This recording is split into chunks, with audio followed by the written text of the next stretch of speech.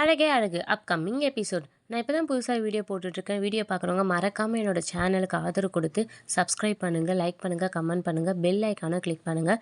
இது எனக்கு ரொம்பவே ஹெல்ப்ஃபுல்லாக இருக்கும். வீடியோ இன்ட்ரெஸ்டிங்காக இருக்கணும்னு சொல்லிட்டு நடுவில் பார்த்தீங்கன்னா ஒரு விடுகதை கேட்டிருப்பேன். அந்த விடுகதையை பார்த்தோன்னே யார் ஆன்சர் கண்டுபிடிச்சிங்கன்னு கமெண்ட் பண்ணுங்கள். ஆன்சர் தெரியாதவங்க வீடியோ கடைசியில் பார்த்து தெரிஞ்சுக்கோங்க. எடுத்தோடனே மதியம் காமிக்கிறாங்க. மதியம் பார்த்தீங்கன்னா அவங்களோட கிளாஸில் பார்த்தீங்கன்னா பசங்களுக்கெல்லாம் டீச் பண்ணிட்டு இருக்காங்க. அப்போ ஒவ்வொருத்தராக எழுந்து அவங்க கொஷின் கேட்குறாங்க. அவங்களும் கரெக்டாக ஆன்சர் பண்ணுறாங்க. அவங்களுக்குலாம் கிளாப் பண்ணிட்டு இருக்காங்க. அவங்க கிளாஸ் முடிச்சுட்டு போகும்போது பார்த்தீங்கன்னா பசங்க எல்லாம் மதிக்கு பார்த்தீங்கன்னா கங்க்ராட்ஸ் சொல்கிறாங்க. எதுக்கு என்ன திடீர்னு அப்படின்னு சொல்லி கேட்குறாங்க.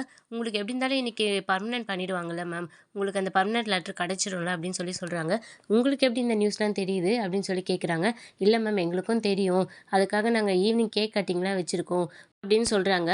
மதிக்கு ரொம்பவே ஹாப்பியாக இருக்குது. அவங்களும் பார்த்திங்கன்னா ரொம்பவே சிரிச்சுட்டு முதல்ல ஆர்டர் வரட்டும், அதுக்கப்புறம் அதெல்லாம் பார்த்துக்கலாம் அப்படின்ற மாதிரி சொல்லிவிட்டு எல்லாருக்கும் தேங்க்யூ சொல்லிவிட்டு கிளாஸ்லேருந்து கிளம்பிடுறாங்க. அதே ஹாப்பினஸோடு பார்த்திங்கன்னா அவங்களோட டீச்சர்ஸ் ரூமுக்கு போகிறாங்க. அங்கே போய் பார்த்திங்கன்னா அவங்க ஏதோ ஸ்டடி பண்ணிகிட்ருக்காங்க. பக்கத்தில் இருக்க மேம் பார்த்திங்கன்னா என்ன மேம் அடுத்த கிளாஸ் எப்போ அப்படின்ற மாதிரி கேட்குறாங்க. லஞ்சுக்கு அப்புறம் தான் மேம் அப்படின்னு சொல்லி சொல்கிறாங்க. அவங்க ரொம்பவே அந்த பர்மனெண்ட் பண்ணிவிடுவாங்கன்றதை நினச்சி ரொம்பவே ஹாப்பியாக இருப்பாங்க. அந்த சமயம் பார்த்திங்கன்னா ஒரு டீச்சர் வந்துட்டு உங்களை கரஸ்பாண்டர் கூப்பிடுறாங்க அப்படின்னு சொல்லி சொல்கிறாங்க. மதியம் பார்த்திங்கன்னா கண்டிப்பாக இன்றைக்கி நம்மளுக்கு பர்மனெண்ட் லெட்டர் கொடுத்துருவாங்க அப்படின்ற ஹாப்பியோடு பார்த்திங்கன்னா அவங்களும் அவங்க ரூமுக்கு போகிறாங்க.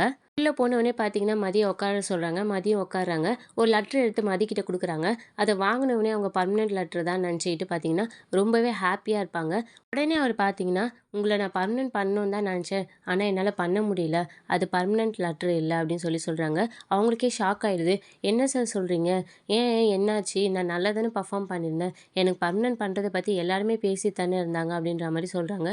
உடனே பார்த்தீங்கன்னா இது நானாக எடுத்த முடிவு இல்லை, எல்லாருமே மேனேஜ்மெண்ட் சேர்ந்து எடுத்த முடிவு, உங்களை பர்மனெண்ட் பண்ண முடியாது, அதுவும் இல்லாமல் உங்கள் கையில் கொடுத்துருக்கிறது பார்த்தீங்கன்னா உங்களுடைய ரிலீவிங் லெட்ரு அப்படின்னு சொல்லி சொல்கிறாங்க. அது கேட்டவுடனே அவங்க ரொம்பவே ஃபீல் பண்ணி அங்கேயே அழுகுறாங்க. உடனே மதி பார்த்தீங்கன்னா திரும்ப திரும்ப கேட்குறாங்க. என்ன ரீசன் சார், நான் நல்லா தானே பர்ஃபார்ம் பண்ணியிருக்கேன், என்னோடய கிளாஸ்லேயுமே எல்லாமே நல்லா பர்ஃபார்ம் பண்ணியிருக்கேன், ஏன் திடீர்னு இந்த மாதிரி பண்ணிட்டீங்க அப்படின்ற மாதிரி சொல்கிறாங்க. இந்த வேலை எனக்கு எவ்வளோ முக்கியம்னு உங்களுக்கும் தெரியும்ல அப்படின்னு சொல்லி சொல்கிறாங்க. அவர் பார்த்தீங்கன்னா திரும்பவும் அதே தான் சொல்கிறாரு. இதில் நானே எடுத்த முடிவு இல்லை, மேனேஜ்மெண்ட் எல்லாருமே சேர்ந்து எடுத்த முடிவு, இதில் நான் எதுவும் பண்ணுறதுக்கு இல்லை தனிப்பட்ட முறையில் அப்படின்ற மாதிரி சொல்கிறாங்க.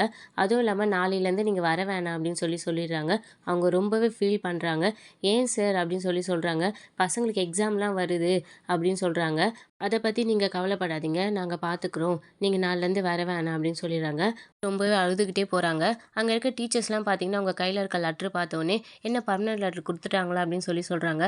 இல்லை, அவங்க பர்மனெண்ட் லெட்ரு கொடுக்கல, என்னை பர்மனெண்ட் பண்ண முடியாதுன்னு சொல்லிட்டாங்க, அதுவும் இல்லாமல் என்னை வேலையிலேருந்து ரிசைன் வேறு பண்ணியிருக்காங்க அப்படின்னு சொல்லி ரொம்பவே அழுகுறாங்க. டீச்சர்ஸ்க்கே ஒன்றும் புரியல. ஏன் நீ நல்லா தானே பர்ஃபார்ம் பண்ணியிருந்தேன், ஏன் இந்த மாதிரி பண்ணாங்கன்னு அப்படின்னு சொல்லி கேட்குறாங்க. எனக்குமே ஒன்றும் புரியல, நான் ரீசன் கேட்டால் அவங்க எதுவுமே சொல்லலை அப்படின்ற மாதிரி சொல்லிட்டு ரொம்பவே அழுகுறாங்க. டீச்சர்ஸ்லாம் பார்த்தீங்கன்னா சரி அழுவாதே, நம்ம பார்த்துக்கலாம், நாங்களாம் இருக்கோம் அப்படின்ற மாதிரி அவங்களுக்கு ஆறுதல் சொல்கிறாங்க. அதுக்கப்புறம் அதை நினச்சி ஃபீலிங்காக பார்த்தீங்கன்னா அவங்க ஸ்கூலோட கிரவுண்டில் பார்த்தீங்கன்னா உட்காந்து ஃபீல் பண்ணிகிட்ருப்பாங்க. அந்த சார் சொன்னதே திரும்ப திரும்ப யோசிச்சு பார்த்துட்ருப்பாங்க. நீங்கள் நாளையிலேருந்து வர வேணாம் அப்படின்னு சொன்னதை பார்த்தீங்கன்னா அவங்க திரும்ப திரும்ப யோசிச்சு பார்த்து ரொம்பவே அழுதுட்ருப்பாங்க.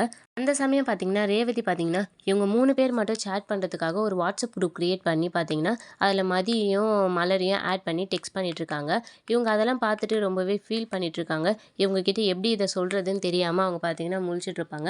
ரேவதி பாட்டு பார்த்தீங்கன்னா மெசேஜ் அனுப்பிச்சிட்டே இருப்பாங்க. இது நம்ம 3 பேரும் பேசுகிறதுக்காக தான் இந்த குரூப் நான் க்ரியேட் பண்ணியிருக்கேன், உங்கள் மாமியாரை பற்றி நீங்கள் என்கிட்ட சொல்லலாம், என் மாமியாரை பற்றி நான் உங்ககிட்ட சொல்லுவேன் அப்படின்னு சொல்லி பார்த்தீங்கன்னா ஜாலியாக பேசிகிட்டு இருக்காங்க. மலரும் பார்த்தீங்கன்னா நானே ஒரு குரூப் க்ரியேட் பண்ணணுன்னு தான் நினச்சேன், பரவாயில்ல நீயே பண்ணிட்ட அப்படின்னு சொல்லி சொல்கிறாங்க. ஆனால் இதில் ஒரு சிக்கல் இருக்கே அப்படின்னு சொல்லி சொல்கிறாங்க. என்னன்னு சொல்லிட்டு ரேவதி கேட்குறாங்க. எங்கள் மாமியார் தான் உங்கள் அம்மாவாச்சு, அவங்கள பற்றி எப்படி நான் உங்ககிட்டயே சொல்கிறது அப்படின்னு சொல்லி சொல்கிறாங்க. உடனே ரேவதி பார்த்தீங்கன்னா ஆமாம், ரொம்ப புதுசாக இப்போ நீங்கள் என்கிட்ட சொல்ல போகிறீங்க, எனக்கு தெரியாததா இல்லை நீங்கள் என்கிட்ட இது வரைக்கும் புலம்பாததா அப்படின்னு சொல்லி ரேவதி சொல்கிறாங்க. இல்லை இல்லை ரேவதி, சும்மா தான் சொன்னேன், அதெல்லாம் ஒன்றும் இல்லை, நம்ம இனிமேல் எதுவாக இருந்தாலும் இந்த குரூப்லேயே நம்ம ஷேர் பண்ணிக்கலாம் அப்படின்னு சொல்லிட்டுருக்காங்க. அவங்க பேசுறதெல்லாம் கேட்டுட்டு பார்த்தீங்கன்னா மதி சைலண்ட்டாகவே இருக்காங்க. அவங்களுக்கு என்ன ரிப்ளை பண்ணுறதுன்னு தெரியாமல்.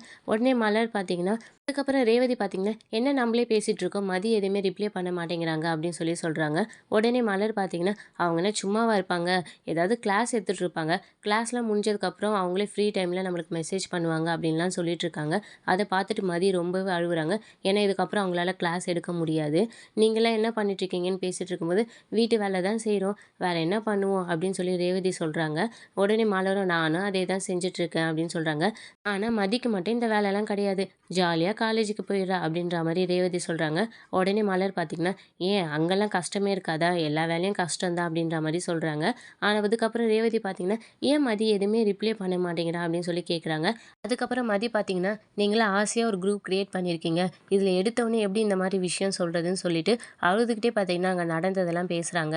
"காலேஜ்ல என்ன பர்மனன்ட் பண்றதா இருந்தாங்க. இன்னைக்கு அந்த அப்பாயின்ட்மென்ட் ஆர்டர் வரும்னு சொல்லியிருந்தாங்க. நான் அதெல்லாம் வாங்கிட்டு வந்து உங்ககிட்டலாம் ஈவினிங் சொல்லி சந்தோஷப்படலான்னு நெனச்சேன். ஆனா கடைசில என்ன பர்மனன்ட் பண்ணலன்னு சொல்லிட்டாங்க.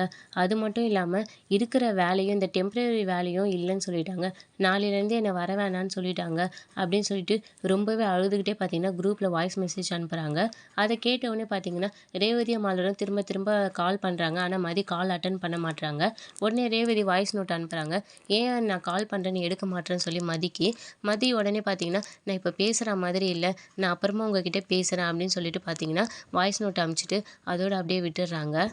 விடுகதை: உருவத்தில் சிறியவன், உழைப்பில் பெரியவன். அவன் யார்? அதனால மலருக்கு பார்த்தீங்கன்னா மனசே கேட்கல. திரும்ப கால் பண்ணலாமான்னு சொல்லிட்டு ஃபோன் எடுப்பாங்க. ஆனா, அவ இப்ப நான் பேசுற மாதிரி இல்லன்னு சொன்னாலே, திரும்பவும் அவளுக்கு எதுக்கு நம்ம கால் பண்ணி அவள இன்னும் மனசு கஷ்டப்படுத்துறது அப்படின்னு சொல்லிட்டு, சரி சுரேஷ்க்கு கால் பண்ணுவோமான்னு சொல்லிட்டு சுரேஷ்க்கு கால் பண்றாங்க. சுரேஷ் கால் அட்டெண்ட் பண்ணிட்டு, "சொல்லுங்க அண்ணி" அப்படின்னு சொல்லி சொல்றாங்க. "உனக்கு இந்த விஷயம் தெரியுமா?" அப்படின்ற மாரி கேட்குறாங்க. "என்ன ஆச்சு?" அப்படின்னு சொல்லி கேட்குறாங்க. "இல்ல மதி உனக்கு ஏதாவது கால் பண்ணாளா?" அப்படின்னு சொல்லி கேட்குறாங்க. "மதியா? அவ எப்ப எனக்கு இதுவரைக்கும் கால் பண்ணியிருக்கா?" அப்படின்னு சொல்றாரு. உடனே மலர் பார்த்தீங்கன்னா, அங்க நடந்த விஷயம்லாம் சொல்றாங்க.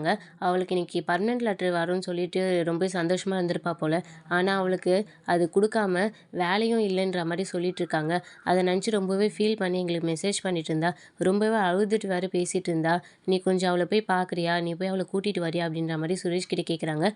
சுரேஷ் பார்த்தீங்கன்னா, "நானா? நான் இப்போ முடியாது. எனக்கு கொஞ்சம் வேலை இருக்கு" அப்படின்ற மாரி சொல்றாரு. "நீ போய் எதுக்கோ கூட்டிட்டு வா. நீ போய் பாரு" அப்படின்ற மாரி மலர் சொல்றாங்க. மலர் சொன்னதுக்கப்புறம் பார்த்தீங்கன்னா, "சரி நான் போய் பார்க்குறேன். நான் போறேன்" அப்படின்ற மாரி சுரேஷ் சொல்லிட்டு, ஸ்டேஷன்லேருந்து பார்த்தீங்கன்னா சுரேஷும் கிளம்புறாரு. அதுக்கப்புறம் மதி பார்த்தீங்கன்னா காலேஜ்லேருந்து கிளம்புறாங்க. டீச்சர்ஸு பசங்கலாம் பார்த்தீங்கன்னா, அவங்கள சுத்தி நின்னுட்டு ரொம்பவே ஃபீல் பண்ணி பேசுறாங்க.